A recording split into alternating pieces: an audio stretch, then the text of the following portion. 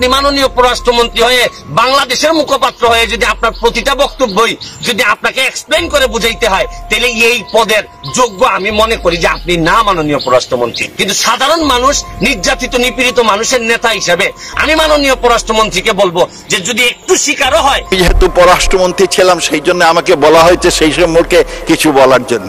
আমি আপনার আনন্দের সাথে বলতে চাই যে আমাদের বিভিন্ন রকম চ্যালেঞ্জ এসেছে।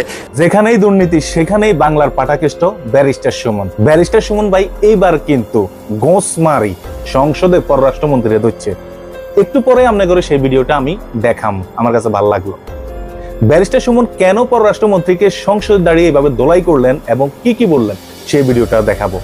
কারণ জনগণের, সাধারণ জনগণ টাকা দুর্নীতিবাজরা যেইভাবে মারি খাইতেছে ভাই সাহেব, এইবার সালি দিয়া ব্যারিস্টার সুমন পররাষ্ট্রমন্ত্রীকে সংসদে বসাইয়া সামনাসামনি ধরছে।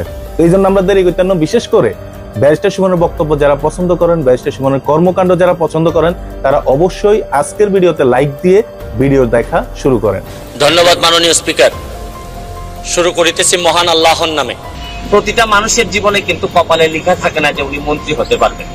খুব অল্প মানুষের কপালে লেখা থাকে উনি মন্ত্রী হবেন। আর এরকম ভাগ্য যাদের থাকে তারা মন্ত্রী হওয়ার পর, মন্ত্রী হওয়ার সাথে সাথে কিছু দায়িত্ব তাদের উপর অর্পিত হয়। Every achievement comes with a responsibility.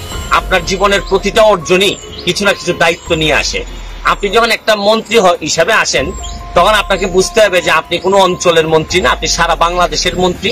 সারা বাংলাদেশের মানুষ, পৃথিবীর যে জায়গায় থাকে না কেন, এই সকল মানুষের মন্ত্রী আপনি। আর আপনি যদি কখনো পররাষ্ট্রমন্ত্রী হন, তাহলে ধরে নিতে হবে সারা পৃথিবীর মানুষের বুঝগম্য হয় এরকম কথা আপনার দিয়ে পৃথিবীর মানুষ আশা করে। আমাদের মাননীয় পররাষ্ট্রমন্ত্রীর একটু দৃষ্টি আকর্ষণ করতে চাই। আমার মাননীয় পররাষ্ট্রমন্ত্রী, আমি জানি যে উনার ভিতরে কোনো দুই নাম্বারই নাই, উনার ইন্টেনশনের মধ্যে কোনো দুই নাম্বারই নাই।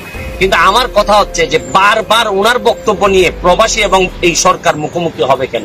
আমাদের মাননীয় প্রধানমন্ত্রী জননেত্রী শেখ হাসিনা যেভাবে প্রবাসীদেরকে বিভিন্ন ভাবে সুবিধা দিয়ে প্রবাসীদের একদম কাছে নিয়ে আসার চেষ্টা করতেছেন, এই সময়ে মাননীয় পররাষ্ট্রমন্ত্রী যখন অর্ধেক বক্তব্য উনি বলতে চাচ্ছেন, আমি মাননীয় পররাষ্ট্রমন্ত্রীর কথা শুনছি, উনি বলতে চাচ্ছেন যে কেউ উনাকে টুইস্ট করে, উনার কথাগুলা টুইস্ট করতেছে। আপনি যখন প্রবাসীদেরকে বলছেন যে নবাবজাদা, আপনি কিন্তু বলতে পারতেন যে কিছু সংখ্যক প্রবাসী নবাবজাদার মতো আচরণ করেন। আপনি কিন্তু দেখেন, আপনার ভাই যখন সাবেক অর্থমন্ত্রী মাল মুহিত সাহেব যখন কথা বলতেন, উনি বয়স্ক মানুষ ছিলেন। অনেক সময় এই আপনি রাবিশ টাবিশ বলছেন, এগুলো মানুষ মেনে নিছে, কারণ উনি বয়স্ক মানুষ ছিলেন। কিন্তু আপনি যখন তার ভাই হয়ে, আপনি একজন শিক্ষিত মানুষ হয়ে যখন আপনি একদম জেনারেল ভাবে কথা বলেন যে প্রবাসীরা নবাবজাদা, তখন সব প্রবাসী তো আর আমার মতো ব্যারিস্টার না, আপনার মতো এরকম ফ্যামিলি থেকে আসে নাই যে আপনার সব এরকম বলিষ্ঠ কথা এবং লুকানো কথা, ভিতরের কথা সব স্বাভাবিকভাবে মেনে নিবে।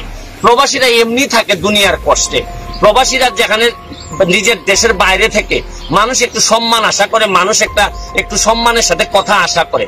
আপনি যখন বলেন যে প্রবাসীরা আসতে পারে, আপনি বিভিন্ন কথা বলছেন যে লাখের লাখ মানুষ আসবে। আপনি বলতে পারতেন যে আমাদের আইন বিচার ব্যবস্থার অবনতি ঘটতে পারে, আমাদের এই ধরনের সিচুয়েশনের অবনতি ঘটতে পারে। আপনি কিভাবে বলেন যে প্রবাসীরা এইভাবে আসলে এত মানুষ বেড়ে যাবে, চাকরি থাকবে না, আর শেষে একটা কথা লাগাই দিলেন, দিয়ে বললেন যে আমাদের চুরি চামারি বেড়ে যাবে। এর মানে কি? আমার মতো ব্যারিস্টার না হইলে বা আপনার মতো এরকম ব্যাকগ্রাউন্ডের একজন জ্ঞানী লোক না হইলে, সাধারণ মানুষ যদি সাধারণভাবে বুঝে, তাহলে মানুষ বুঝে ফেলতে পারে যে প্রবাসীরা চোর, প্রবাসীরা আসলেই এই দেশে চুরি হবে। তাইলে এই প্রবাসীদের কি সম্মানটা আপনি দিলেন? প্রবাসীদেরকে সম্মান শুধু মনের ভিতর রাখলে হবে না মাননীয় পররাষ্ট্রমন্ত্রী, আপনার মুখের মধ্যে দিয়ে প্রকাশিত হইতে হবে। আপনি খেয়াল করে দেখছেন, আপনি প্রতিবারই 1 মিনিটের একটা বক্তব্য দেন, এইটা বোঝানোর জন্য আবার 5 মিনিটের আবার আরেকটা বক্তব্য দিয়ে বলতে হয় যে না আমি এইটা বলি নাই, আমি এইটা বলি নাই। তা আপনি মাননীয় পররাষ্ট্রমন্ত্রী হয়ে বাংলাদেশের মুখপাত্র হয়ে যদি আপনার প্রতিটা বক্তব্যই যদি আপনাকে এক্সপ্লেন করে বুঝাইতে হয়, তাহলে এই পদের যোগ্য আমি মনে করি যে আপনি না মাননীয় পররাষ্ট্রমন্ত্রী। বরং আপনি আরো ভালো কোনো পদ যদি থাকে, আমি মাননীয় প্রাইম মিনিস্টারকে বলবো যে উনারে আরো বড় যদি ভালো কোনো পদ থাকে, যেখানে সব মনে করেন যে সৈয়দ বংশের লোকজন থাকে, খুব ব্রাহ্মণ সম্প্রদায়ের লোকজন থাকে, ওই জায়গার দায়িত্বে ওনারে দিয়ে দেন। কিন্তু সাধারণ মানুষ, নির্যাতিত নিপীড়িত মানুষের নেতা হিসেবে আমি মাননীয় পররাষ্ট্রমন্ত্রীকে বলবো যে যদি একটু শিকারও হয় তাহলে মাননীয় প্রাইম মিনিস্টারের কাছ থেকে শিখেন যে কিভাবে কথা বলতে হয়, কিভাবে মাননীয় প্রাইম মিনিস্টার দায়িত্ব নিয়ে সারা বাংলাদেশের মানুষের নেতৃত্ব দিয়ে যাচ্ছেন। আর আপনি উনার ক্যাবিনেটের হয়ে এই ধরনের বেফাস কথা, আপনার ইন্টেনশন ভালো, আপনার মনের ভিতর ভালো, কিন্তু মুখের কারণে আপনি কি এই প্রবাসীদেরকে আমাদের এই আওয়ামী লীগ এবং সরকারের মুখোমুখি দাঁড় করাই দিচ্ছেন না? আমি আপনাকে বলবো যদি কথা বলতে এরকম সমস্যাই হয়, আল্লাহর হস্তে কথা বললেন না, তাও মাননীয় প্রাইম মিনিস্টারকে এইরকম একটা দুর্যোগকালীন সময়ে কাজ করতে দেন। কাজ যদি নাও পারেন বাধা দিয়েন না। এই সরকারের এত বড় ক্ষতি করেন না।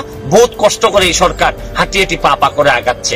আবারও সবার জন্য শুভকামনা চেয়ে আমি আমার নিজের জন্য দোয়া চেয়ে যে আল্লাহ যেন কখনো এরকম পরিস্থিতির মুখোমুখি হইতে না হয় যে আমার এক বক্তব্যের জন্য আবার আমি বসে এক্সপ্লেন দিতে করতে না। মাননীয় তো দর্শক বন্ধুরা, আপনারা ব্যারিস্টার সুমনের পুরোপুরি বক্তব্য শুনলেন। আপনার কাছে কেমন লেগেছে সেটা অবশ্যই কমেন্ট করে জানতে ভুলবেন না। যেহেতু পররাষ্ট্রমন্ত্রীকে সংসদে চরম দোলাই দিয়েছেন, সেটার বিষয়ে আপনাদের কি মতামত সেটা অবশ্যই কমেন্ট করে কমেন্ট বক্সে জানাতে কোনোভাবেই বলবেন না। তো এই ছিল আজকের ব্যারিস্টার সুমনকে নিয়ে আপডেট। আপনার কাছে কেমন লেগেছে সেটাও কমেন্ট করে জানাবেন। আর আমাদের ভিডিওটি ভালো লেগে থাকলে অবশ্যই ভিডিওতে একটা লাইক দিয়ে, চ্যানেলে নতুন হলে চ্যানেলটিকে সাবস্ক্রাইব করে সাথেই থাকবেন।